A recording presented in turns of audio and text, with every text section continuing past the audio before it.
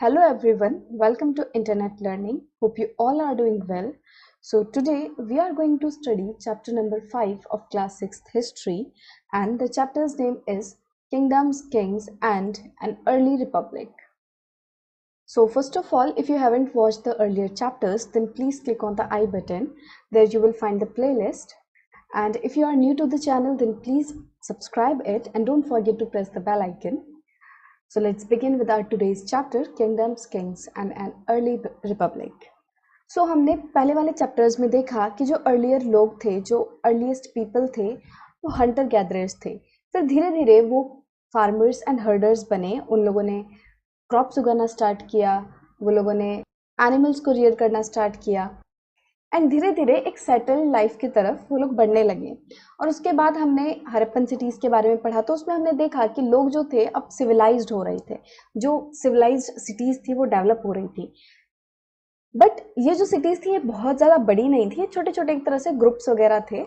तो इतने बड़े बड़े किंगडम्स, एक तरह से जो राज्य थे, वो उभर के इस टाइम तक नहीं आए थे। और पिछले चैप्टर में हमने देखा कि जो छोटे छोटे ग्रुप्स थे, जो भी क्लैंस थे, उनके लीडर्स को वो लोग चुनते थे और वो लीडर्स उन्हीं में से कोई एक होता था। तो जैसे कि हमने देखा था ना पिछले चैप्टर में कि वो लोग जो थे, जो भी ग्रुप के मेंबर्स होते हैं, जो भी लोग रह रहे होते हैं, वो असेंबलीज में मिलते हैं और वो लोग अपने वॉर एंड पीस की बातें डिस्कस करते हैं और उसके साथ साथ अपने लीडर को भी चूज करते हैं। और वो जो लीडर होता है वो बहुत ही ब्रेव होता है, शक्तिशाली होता है, कि जो मतलब लोगों को प्रोटेक्ट कर सके। ठीक है। और हमने ये भी देखा था कि उस टाइम पे जो राजा होते थे वो आने वाले, जब हमने कहा था ना कि हम आने वाले चैप्टर्स में हम अलग तरह के राजाओं के बारे में पढ़ेंगे, तो वैसे ही राजाओं के बारे में अभी हम पढ़ने वाले हैं, राइट। बट पिछले चैप्टर में हमने देखा जो राजा थे वो, हमने क्या देखा था कि वो अलग ही राजा थे। वो ना ही तो कोई टैक्सेस कलेक्ट करते थे, उनकी किसी भी तरह की कोई कैपिटल सिटीज़ नहीं थी, वो बड़े बड़े पैलेसेस में नहीं रहते थे। ठीक है। और ये भी देखा था कि उनके जो सन थे वो उनको थ्रोन में सक्सीड नहीं करते थे। मतलब ऐसा नहीं होता था कि जो राजा का बेटा है वही राजा बनेगा, ऐसा नहीं होता था। बट उसके बाद धीरे धीरे जो चीज़ें हैं वो चेंज होने लगी और ऐसे ही चेंजेस के बारे में हम इन चैप्टर्स में पढ़ेंगे। ठीक है। सो चैप्टर का नाम क्या है? किंगडम्स। किंगडम्स मतलब जैसे साम्राज्य, बड़े बड़े राज्य, राइट। एंड किंग्स, अब बड़े बड़े राज्य होंगे तो उनको चलाने वाला एक नेता भी चाहिए, एक किंग भी चाहिए, right. And an early Republic. So Republic क्या होता है? रिपब्लिक एक तरह से एक ऐसी स्टेट या फिर कंट्री होती है या फिर ऐसा साम्राज्य होता है जहाँ पे जो राजा है, जो लीडर है, वो लोगों द्वारा चूज किया जाता है, राइट। कि लोग जो है वो अपने लीडर को, अपने रूलर को खुद चूज करते हैं। तो हम इस चैप्टर में ये भी देखेंगे कि जो अर्ली रिपब्लिक है वो किस तरह स्टार्ट हुआ। सो इनसे मिलिए, ये है शंकरन। तो एक दिन क्या होता है, शंकरन जो है वो देख रहा है, वो सुबह उठता है और वो देखता है कि उसके ग्रैंड पेरेंट्स जो हैं, जो दादा दादी हैं उसके, वो एकदम तैयार हैं और वो वोट देने की बात कर रहे हैं। ठीक है। तो वो लोग बहुत ही ज़्यादा एक्साइटेड होते हैं कि आज वो लोग वोट देने जाएंगे। अब शंकरन ये सोचने लगता है कि इसमें इतना ज़्यादा क्या एक्साइटेड होना, मतलब ठीक है वोट ही तो देना है। तो अपने ग्रैंड पेरेंट्स से पूछता है कि आप इतने एक्साइटेड क्यों हो। तो उसके ग्रैंडफादर उसको बोलते हैं कि we can choose our owner rulers today. मतलब कि आज हम अपने खुद के जो रूलर्स हैं उन्हें चूज कर पाएंगे, right. We can choose our own rulers today. तो हमने आज तो ये देख लिया कि आज कोई लीडर है वो किस तरह बनता है। हम पीएम चुनते हैं, क्या होता है, हम सारे लोग वोट, जो भी 18 प्लस होते हैं, अडल्ट होते हैं, वो वोट देते हैं और जिस भी लीडर को सबसे ज़्यादा वोट्स मिलते हैं वो लीडर बन जाता है, राइट। वो पीएम बन जाता है। तो आज क्या है, हमने देखा कि आज हम अपने रूलर्स को, एक तरह से अपने लीडर्स को हम वोट देके चुनते हैं। बट पिछले टाइम पे क्या होता था? पिछले टाइम में कोई भी जो आदमी है, कोई भी जो बंदा है, वो रूलर कैसे बनता था? तो इसी चीज़ के बारे में हम इस चैप्टर में देखेंगे। So how some man became rulers. So हमने वोटिंग वाले सिस्टम की बात की कि हम जो अपने रूलर्स हैं वो वोटिंग से चुनते हैं। बट ये जो वोटिंग वाला सिस्टम है ये बहुत ज़्यादा पुराना नहीं है, ये अभी रिसेंटली, मतलब 150 सालों में ही ये जो सिस्टम है वोटिंग का वो शुरू हुआ है। बट उससे पहले क्या होता था, राइट, कि आज से हज़ारों साल पहले कोई मैन, कोई इंसान रूलर कैसे बनता था, राइट। सो कुछ राजास के बारे में हमने देखा, पिछले चैप्टर में पढ़ा, चैप्टर नंबर 4 में, कि कुछ जो लीडर्स थे वो कैसे बनते थे। उनके जो पीपल होते थे, जो भी ग्रुप मेंबर्स होते थे, वो क्या करते थे, वो अपने लीडर को चुनते थे। तो दे वर प्रोबेबली चोजन बाय द जना। जना क्या होता है? जना जो वर्ड था, हमने पढ़ा था पिछले चैप्टर में, कि वो एक कम्युनिटी को या फिर लोगों को, पीपल को रेफर करने के लिए यूज किया जाता है वर्ड जना। But around 3000 years ago, we find some changes taking place in the ways in which rajas were chosen. So आज से 3000 साल पहले हमें कुछ चेंजेस नजर आते हैं कि मतलब जो राजा, किस तरह कोई राजा बनता है, किस तरह लोग जो है राजा को चूज करते हैं, तो उन तरीकों में कुछ चेंजेस देखने को मिलते हैं। अब चेंजेस कैसे, चेंजेस में क्या हो रहा था कि अब क्या हो रहा था कि कुछ लोग जो हैं कुछ बड़े बड़े सेक्रीफाइसेस परफॉर्म कर देंगे और उस वजह से उनको राजा की तरह रिकॉग्नाइज कर किया जाना लगेगा। सो ऐसे ही एक सेक्रीफाइस का नाम है अश्वमेधा, और we can call it horse sacrifice, right. अब इसमें क्या होता था कि एक हॉर्स को जो राजा है, जो सेक्रीफाइस परफॉर्म कर रहा है, वो उसको खुला छोड़ देता था, और जो हॉर्स होता था उसको राजा के जो भी लोग हैं, जो मैन हैं, वो उसको गार्ड करते थे। अब उनका जो हॉर्स उन्होंने छोड़ा है वो इधर उधर घूमता रहेगा, राइट। अब घूमते घूमते क्या होता है, अगर हॉर्स जो भी उन्होंने घोड़ा छोड़ा है, अगर वो किसी दूसरे राजा के किंगडम में चला जाता है और वो राजा उसको स्टॉप कर देता है, उसको रोक देता है उस घोड़े को, तो उस राजा को उस राजा के साथ, दूसरे राजा के साथ जो कि सेक्रीफाइस परफॉर्म कर रहा है, जिसने कि घोड़ा छोड़ा है, उसके साथ उसको फाइट करनी पड़ती थी, लड़ना पड़ता था। और अगर वो उस घोड़े को वहां से निकलने दे रहा है, अपने किंगडम से जाने दे रहा है, तो वो इसका मतलब क्या होता था कि वो ये मान लेता है कि जो राजा सेक्रीफाइस परफॉर्म कर रहा है वो उससे बड़ा है, ठीक है, वो उससे स्ट्रांगर है।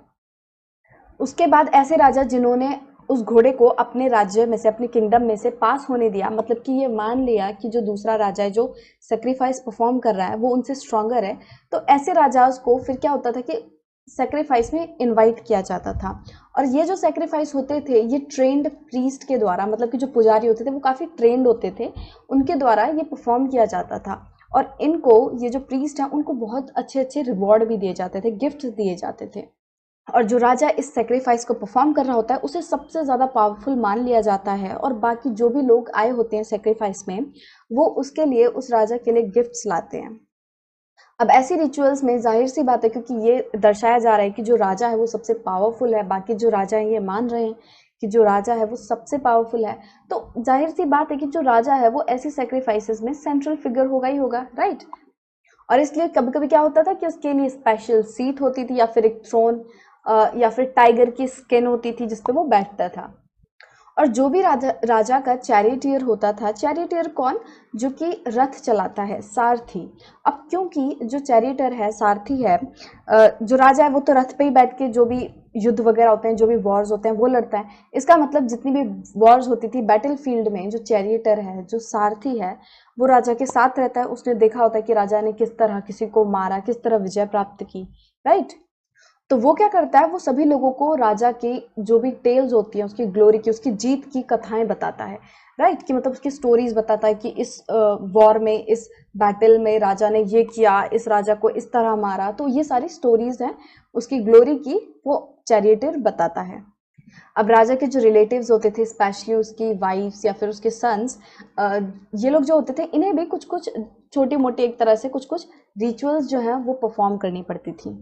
और जो दूसरे राजाज होते थे जिनको कि सैक्रिफाइस में इनवाइट किया जाता था, जो ये मान लेते हैं कि जो दूसरा राजा है वो उनसे बहुत ज़्यादा बड़ा है, स्ट्रांगर है, तो ऐसे राजा वो क्या करते थे, वो सिर्फ आके पूरे सैक्रिफाइस को जस्ट देखते थे, ठीक है, और उनके लिए गिफ्ट्स वगैरह लाते थे, ठीक है। अब जो प्रीस्ट थे वो अलग अलग रिचुअल्स परफॉर्म करते थे, तो जिनमें से एक था कि जो किंग है उसके ऊपर प्रीस्ट सेक्रेड वाटर की स्प्रिंकलिंग करते थे, उसके ऊपर सेक्रेड वाटर जो है वो छिड़कते थे, एक तरह से उसको शुद्ध करने के लिए। नहीं, हम आज भी गंगा जल छिड़कते हैं, अपने घरों में छिड़कते हैं, राइट, तो इसी तरह सेक्रेड वाटर को वो लोग किंग पर छिड़कते थे। और बाकी जो ऑर्डिनरी पीपल्स होते थे, जिन्हें कि विश या फिर हम वैश्या भी कहते हैं, वो राजा के लिए वो लोग भी गिफ्ट्स लाते थे। बट कुछ लोग होते थे जैसे कि शूद्रास, उन लोगों को इन रिचुअल्स में पार्टिसिपेट करने का अधिकार नहीं दिया जाता था, राइट, उनको इन रिचुअल्स में से एक्सक्लूड कर दिया जाता था, बिल्कुल ही उनको बिल्कुल ही पार्टिसिपेट करने के लिए नहीं कहा जाता था। सो अभी आगे वाले सेक्शन में हम देखेंगे कि शूद्रास हो गए, वैश्यास हो गए, ये सब कौन है, right. Varnas. So in this section we will see what are varnas. So जिस पीरियड की हम बात कर रहे हैं इस चैप्टर में, सो इस टाइम पे क्या हुआ था कि जो नॉर्थ इंडिया वाला एरिया है, वहाँ पे अगर हम स्पेशली बात करें, जो गंगा एंड यमुना वाला एरिया, मतलब कि जहाँ से, जिन एरिया से गंगा एंड यमुना जो रिवर्स हैं वो बहते हैं, तो इस वाले एरिया में क्या था, बहुत सारी बुक्स कंपोज की गई इस टाइम में, एंड इन बुक्स को हम क्या कहते हैं, we call them later vedics, क्योंकि ये जो बुक्स हैं ये ऋग वेदा, जो जिस बुक के बारे में हमने चैप्टर 4 में पढ़ा, ये उसके बाद कंपोज हुई थी, right. Later Vedic because they were composed after the Rig वेदा।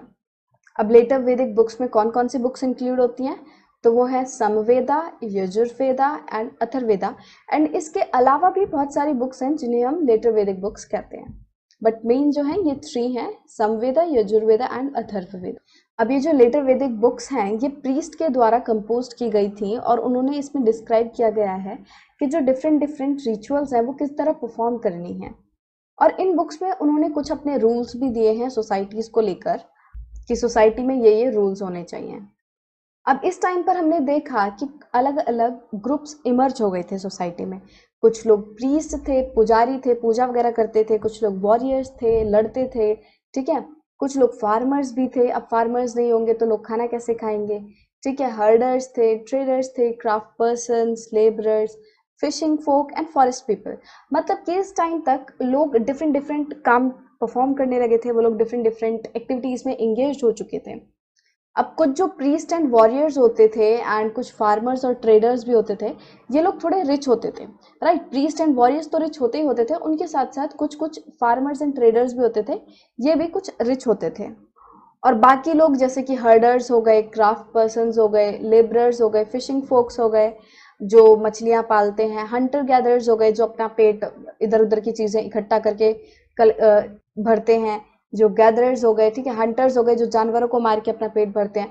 तो ऐसे जो लोग थे वो लोग थोड़े पुअर थे, वो लोग थोड़े गरीब थे।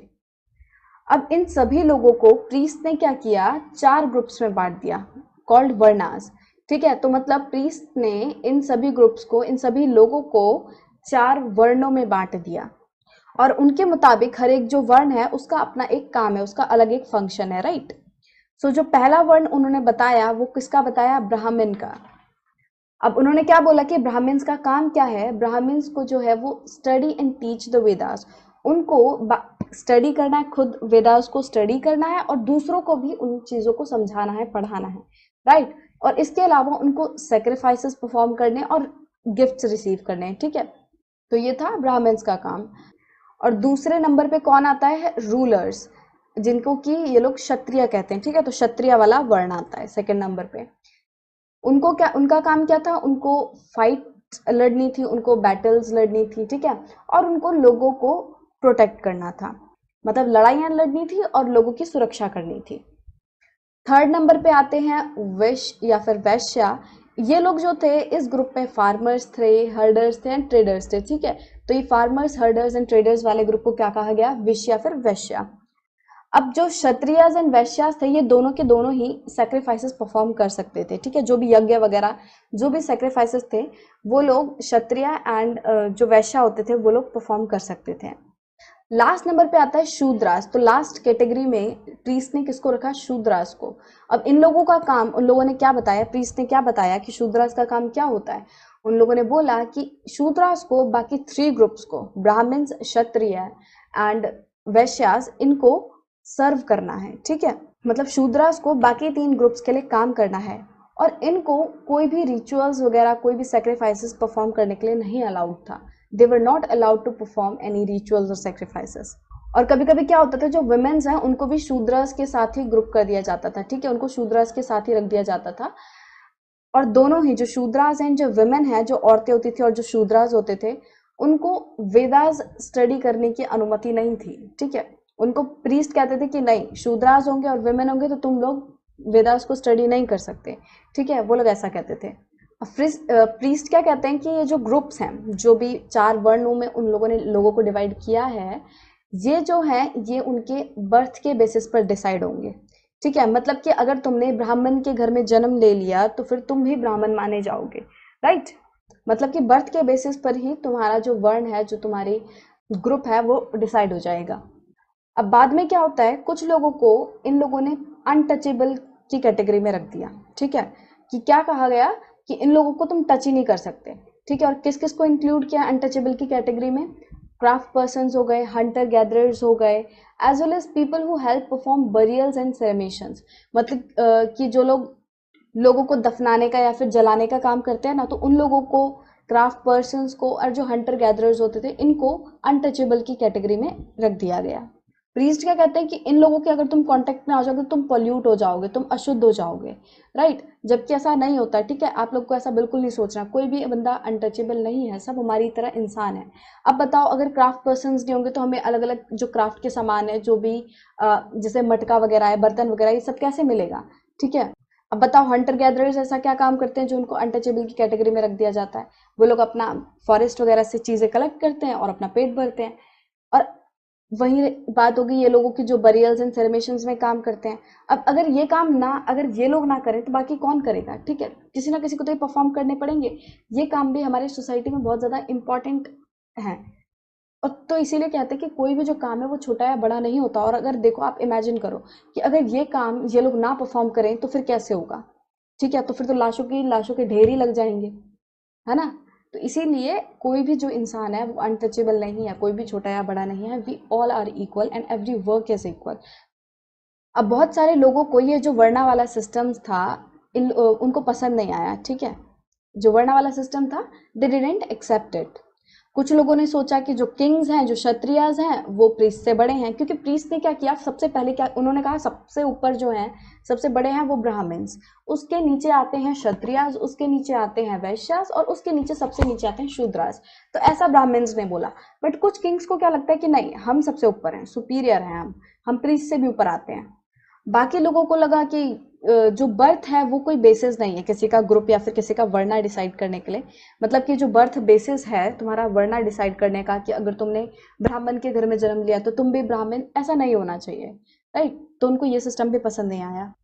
और बाकी कुछ लोग ऐसे थे जिनको पूरा वर्ण वाला सिस्टम ही पसंद नहीं आया। उन्होंने कहा कि ऑक्यूपेशन के बेसिस पर किसी के भी बीच में डिफरेंशिएशन नहीं होना चाहिए, ठीक है। वही कि सारे काम इक्वल है और सारे काम इंपॉर्टेंट है, तो इसलिए ऑक्यूपेशन के बेसिस पर किसी को भी डिफरेंशिएट नहीं करा जाना चाहिए। और कुछ लोगों ने यह भी कहा कि जो शूद्राज हैं और जो वुमेन है उन्हीं को रिचुअल्स से वंचित क्यों किया जाए, सभी को रिचुअल्स परफॉर्म करने का हक होना चाहिए। कुछ लोग थे जो अनटचेबिलिटी वाले सिस्टम से खुश नहीं थे, उन लोगों ने अनटचेबिलिटी की काफी निंदा की। इसके अलावा कुछ हमारे सब कॉन्टिनेंट में ऐसे भी एरियाज थे, जैसे कि नॉर्थ ईस्ट हो गया, जहाँ पे सोशल एंड इकोनॉमिक डिफरेंसेस, ये सारे जो डिफरेंसेस हैं ये इतने ज़्यादा नहीं थे, ठीक है। और वहाँ पे प्रीस्ट का जो इन्फ्लुएंस था, जो भी दबदबा था प्रीस्ट का, वो इतना ज़्यादा नहीं था, वो लिमिटेड था। Now the next topic is janapadas. तो जनपद जो है वो क्या होते हैं? अब धीरे धीरे क्या हुआ, वो राजा जो बहुत बड़े बड़े सेक्रीफाइसेस, हमने पढ़ा ना, जैसे कि अश्वमेधा सेक्रीफाइस होता है, तो वो राजा जो बहुत बड़े बड़े सेक्रीफाइसेस परफॉर्म करते थे, अब उनको राजाज ऑफ जनपदा के तरह रिकॉग्नाइज कर दिया जाने लगा। मतलब कि अब उन्हें ऐसा नहीं कहा जा रहा था कि वो जन के राजा हैं, अब उनको कहा जा रहा था वो जनपद के राजा हैं, राइट। एंड जनपद की बात करें तो जनपद क्या होता है, इसका लिटरली मतलब होता है कि ऐसी जगह जहाँ पे जो जन है, जहाँ पे जो आम लोग हैं वो आके सेटल हो जाते हैं, वो वहाँ के रहने लगते हैं, राइट। अब आर्कियोलॉजिस्ट ने जब एक्सकवेशन की, जब खुदाई की, तो उनको बहुत सारी सेटलमेंट्स मिली इन जनपदों में, राइट। जैसे कि पुराना किला हो गया दिल्ली में, मेरठ में हो गया हस्तिनापुर, उसके अलावा अतरंजी खेरा हो गया जो कि ईटा के पास है, राइट। तो ये दोनों जो जगह हैं, जो हस्तिनापुर है एंड ये जो अतरंजी खेरा है, ये कहाँ पे है, ये उत्तर प्रदेश में। अब क्या मिला एक्सकवेशन में आर्कियोलॉजिस्ट को, उन लोगों ने देखा कि ये लोग जो थे, जो सेटलमेंट्स मिली जनपद में, ये लोग हट्स में रहते थे और इसके साथ साथ ये लोग कैटल को भी रखते थे, राइट, उनकी रेयरिंग करते थे। इसके अलावा वो बहुत तरह की क्रॉप्स भी उगाते थे, जैसे कि rice, wheat, barley, pulses, sugar cane हो गया, सेसमे एंड मस्टर्ड। तो इन सभी चीज़ों की जो है वो लोग खेती भी करते थे। इसके अलावा वो लोग मिट्टी के घड़े भी बनाते थे, जो कि कुछ ग्रे कलर में होते थे और कुछ रेड कलर में होते थे। तो एक स्पेशल तरह का जो है पॉटरी मिला आर्कियोलॉजिस्ट को, जिसको वो लोग क्या कहते हैं, पेंटेड ग्रे वेयर। तो जैसा कि नाम से ही क्लियर है कि वो ग्रे कलर के पेंटेड होते होंगे और उन पर कुछ simple lines and geometric patterns के डिजाइन बने हुए थे, right. So this is a picture of a painted grey ware. So normally क्या होता था कि जो प्लेट्स एंड बाउल्स बनाई जाती थी पेंटेड ग्रे वेयर से, ठीक है, ये एकदम पतले से होते थे और इनका जो सरफेस है वो बहुत ही स्मूथ सा होता था। एंड हो सकता है कि उस टाइम के जो लोग होते होंगे वो इन पेंटेड ग्रे वेयर्स को स्पेशल ओकेजन्स पर ही निकालते होंगे, यूज करते होंगे, right. Now let's talk about mahajanapadas. So आज से लगभग 2500 ईयर्स पहले क्या हुआ, कुछ जो जनपद थे उनकी इंपॉर्टेंस बढ़ने लगी बाकी जनपद से, they become more important than the other janapadas. तो ऐसे जनपद जिनकी इंपॉर्टेंस बढ़ने लगी उनको क्या कहा जाने लग गया, उनको कहा जाने लगा mahajanapadas, right. So here in this map some important janpads, mahajanpads and cities are given. So like we have read about Hastinapur, which is one of the important janpads, and here Gandhar, Panchal, Kosala, Vaishali, Vajji, Magad, Anga. So all these are important janpads and mahajanpadas, right, and important cities. सो ज़्यादातर जो महाजनपद थे उनकी क्या थी, अपनी एक capital city थी, and उस कैपिटल सिटी को उनके राजाज ने क्या किया रखा था, फोर्टिफाई करा रखा था, राइट। फोर्टिफाइड मतलब कि बड़ी बड़ी जो वॉल्स थी उन्होंने सिटी के चारों तरफ बनवा रखी थी। और ये जो ह्यूज वॉल थी ये किसकी बनी हुई थी, ये वुड्स की बना रखी थी उन्होंने, या फिर ब्रिक या फिर स्टोन की हेल्प से वो जो वॉल्स थी वो बनाई हुई थी। इसके अलावा जो राजाज थे वो लोग फोर्ट्स बनाना स्टार्ट कर दिए थे, क्योंकि उन लोग को डर था कि कहीं कोई दूसरा राजा उन पर हमला ना कर दे। तो इसके लिए प्रोटेक्शन के लिए, अटैक से बचने के लिए उन लोगों ने बड़े बड़े फोर्ट्स बनाने स्टार्ट कर दिए। इसके अलावा हो सकता है कि ये लोग जो बड़े बड़े फोर्ट्स एंड जो फोर्टिफाइड वॉल्स बना रहे थे बड़ी बड़ी, ये अपनी पावर या फिर अपने पैसे को शो करने के लिए भी बना रहे थे, कि they wanted to show that how rich and powerful I M.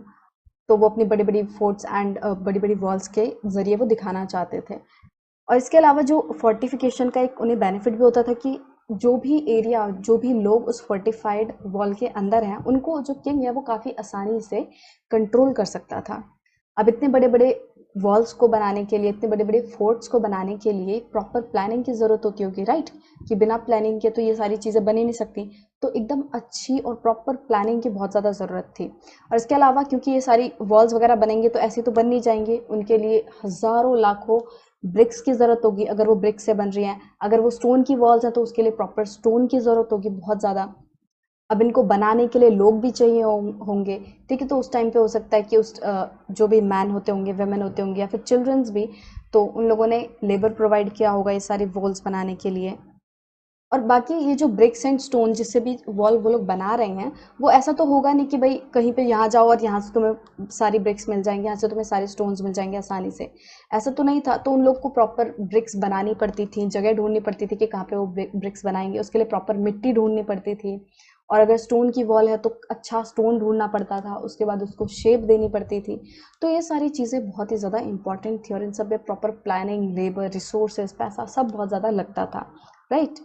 अब क्योंकि राजास को जो था खतरा था कि कहीं दूसरे राजा उन पर हमला ना कर दें, तो इस वजह से अब जो राजा थे उन्होंने आर्मीज मेंटेन करना स्टार्ट कर दी थी, राइट। वो लोगों ने अपनी अपनी सेना जो है प्रॉपर तरीके से मेंटेन करनी स्टार्ट कर दी थी, और वो अपने सोल्जर्स को रेगुलर सैलरीज देते थे, ठीक है। पूरे साल उनको प्रॉपर सैलरीज दी जाती थी, और ये जो सैलरीज है हो सकता है वो पंच मार्क्ड कॉइन्स की फॉर्म में दी जाती हो, राइट। अब पंच मार्क्ड कॉइन क्या होता है कि जैसे मान लो ये कॉइन है, ठीक है, और इस पे कोई सील टाइप इस पे पंच कर दी गई है, मार दी गई है, ठीक है, इसे दबा दिया गया है।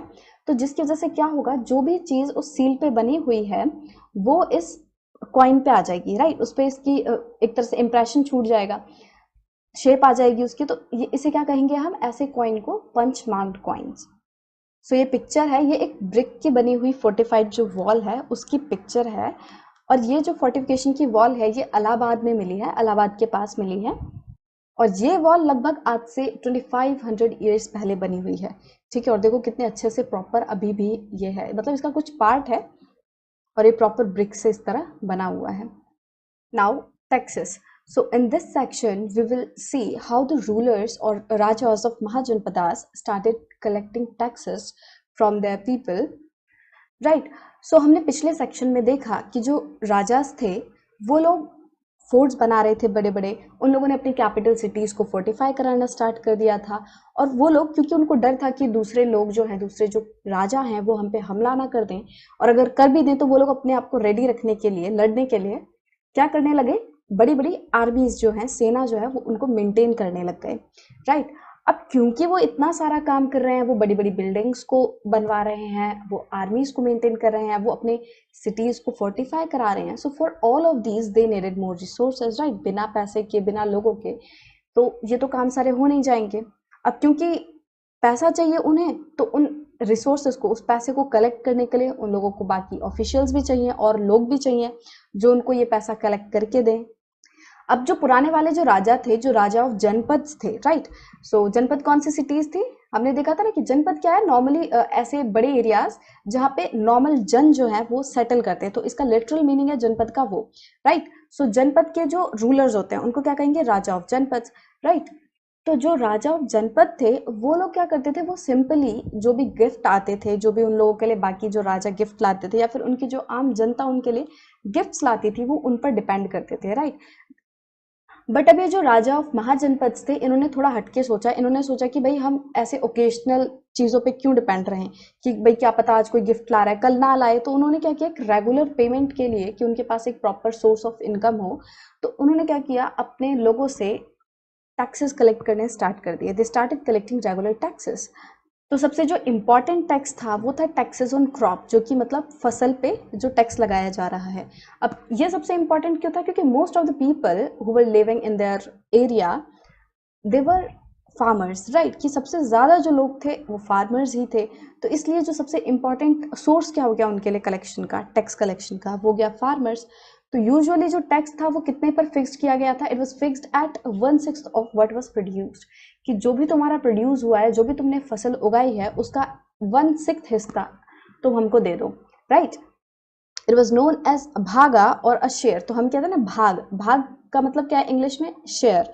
सो इसको हम कहते हैं भाग, राइट। 1/6 जो हमें शेयर देना पड़ता था फार्मर्स को अपने फसल का। इसके अलावा क्राफ्ट पर्सन्स पर भी जो कुछ टैक्सेस लगे थे। अभी जो टैक्सेस थे वो ज़रूरी नहीं कि पैसे या फिर जो सामान वो लोग प्रोड्यूस कर रहे हैं उसी की फॉर्म में हो।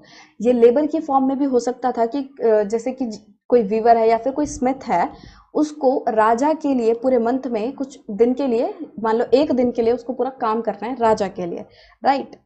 सो ये लेबर की फॉर्म में भी टैक्स हो सकता था। इसके अलावा क्योंकि जो लोग थे कुछ हर्डर्स भी थे, तो हर्डर्स को भी है उनसे एक्सपेक्ट किया जाता था वो लोग भी टैक्स देंगे, मतलब उन पर भी टैक्सेस इम्पोज थे।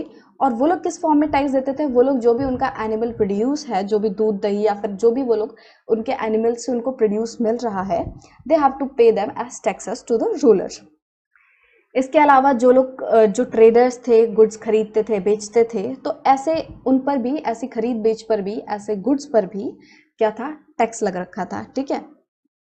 इसके अलावा इन लोगों ने हंटर गैदरर्स को भी नहीं छोड़ा था, तो जो हंटर गैदरर्स थे उनको भी टैक्स देना पड़ता था in the form of the forest produce they collected, right. तो राजा को जो भी उनको फॉरेस्ट से प्रोड्यूस वो लोग कलेक्ट करते थे एज टैक्स उन्हें पे करना पड़ता था। नाउ चेंजेस इन एग्रीकल्चर, क्योंकि अभी हमने देखा टैक्सेस वाले सेक्शन में कि सबसे इंपॉर्टेंट जो था वो सोर्स टैक्स का, वो क्या था? एग्रीकल्चर, ठीक है। तो धीरे धीरे क्या हुआ, जो एग्रीकल्चर है उसमें कुछ कुछ चेंजेस आने लग गए। सो इस टाइम में जो दो मेजर चेंजेस देखने मिले एग्रीकल्चर में, वो कौन कौन से थे? फर्स्ट था कि अब लोग जो हैं वो वुडन प्लग शेयर का यूज ना करके ज़्यादातर आयरन प्लग शेयर जो था उसको यूज कर रहे थे, राइट। इसका मतलब कि जो आयरन का प्लक्चर है उसकी हेल्प से वो लोग हैवी जो सॉइल होती थी, जो क्ले सॉइल होती थी, उसको आराम से जो है टर्न कर सकते हैं, उसको आराम से जोत सकते हैं।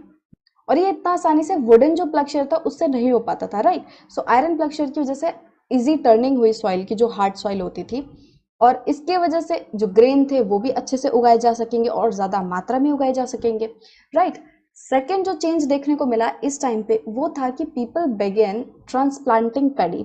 कि पहले क्या होता था, जस्ट जो पैडी होता था, जो राइस होते थे, उसका धान है, उसको जस्ट स्प्रेड कर दिया जाता था जैसे नॉर्मली किया जाता है बीजों को, और उसके बाद उसमें से पौधा उगेगा। बट अब ये चीज़ बंद कर दी गई थी, कम कर दी गई थी। और इसके अलावा क्या किया जा रहा था, एक तरफ पहले सैपलिंग्स उगा ली जाती थी एक एक जगह पर, कि सारे जो भी पैडी हैं, जो भी धान है, उनको डाल के मिट्टी में डाल के जो पौधे हैं, सैपलिंग्स है, वो उगा ली जाती थी। और उसके बाद उनको एक एक सैपलिंग को पूरे खेत में लगाया जाता था। तो आज भी आप देखोगे बहुत सारे लोगों को नहीं झुक के, एक उनके हाथ में एकदम सैपलिंग का एकदम बंडल रहता है और उसके बाद एक एक करके वो जमीन में डाल रहे होते हैं।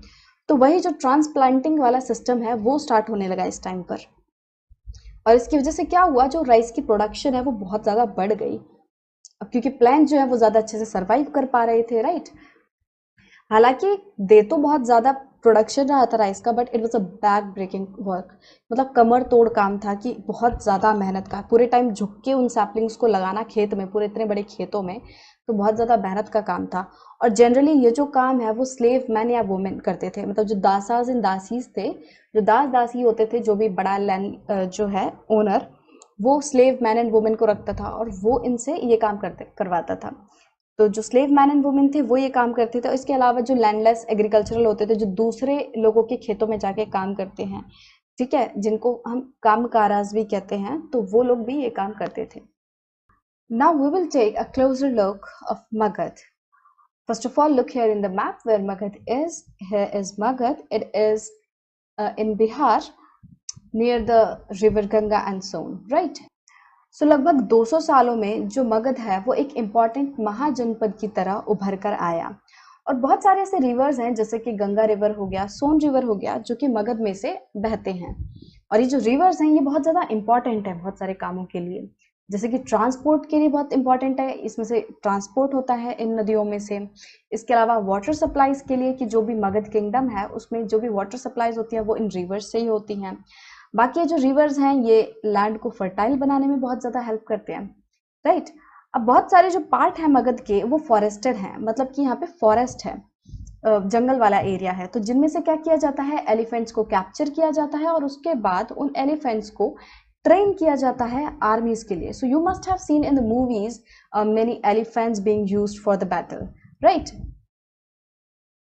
And beside the elephants and animals, forest also provide many other things like wood हो गया buildings के लिए, और जो भी house वगैरह बनाने होते हैं उनके लिए, कार्ट्स बनाने के लिए, जो रथ होती हैं, जो बैलगाड़ी होती हैं, chariots, इन सब के लिए वुड्स लगती है, वुड्स से बनते हैं ये सारी चीज़ें।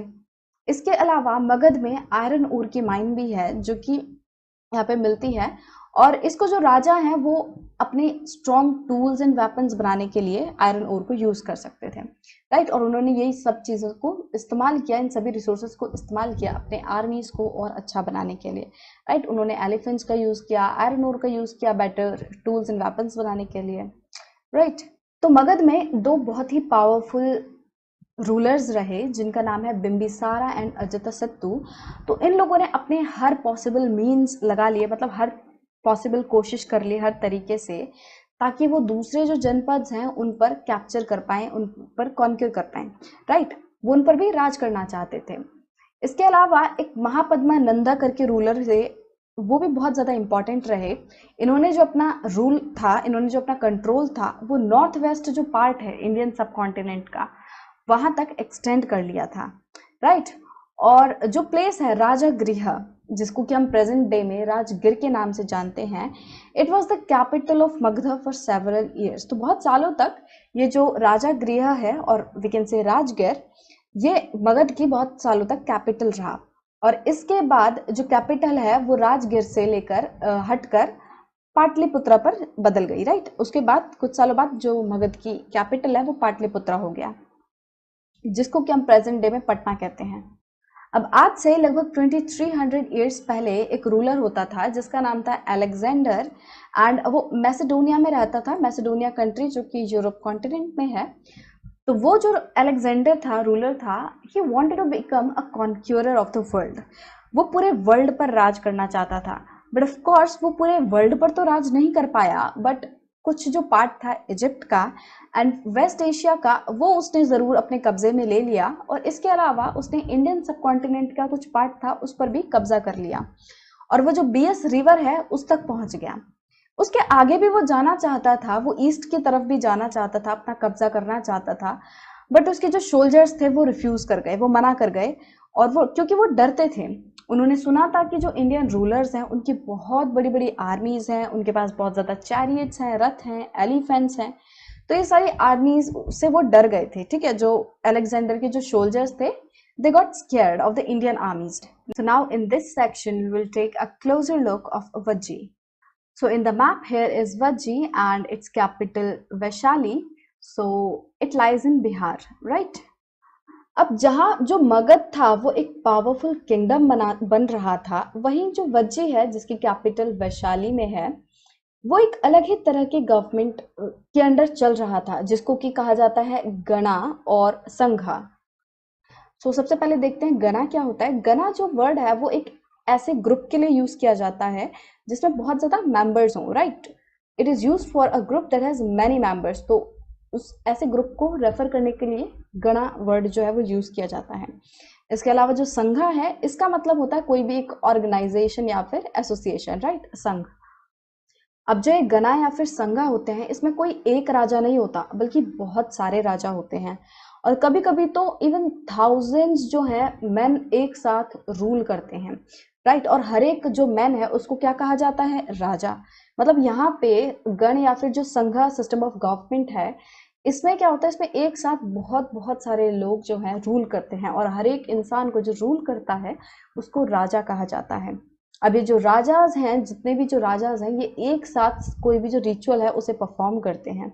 अब ये जितने भी राजाज होते हैं ये असेंबलीज में मिलते हैं, और क्या काम करना है उनके राज्य में, किस तरह करना है, ठीक है, तो ये सारी बातें जो है वो डिस्कस करते हैं, डिबेट करते हैं, राइट। तो ये सारी चीजें वो अपनी एक असेंबलीज में आके जितने भी राजा होते हैं वो डिस्कस करते हैं।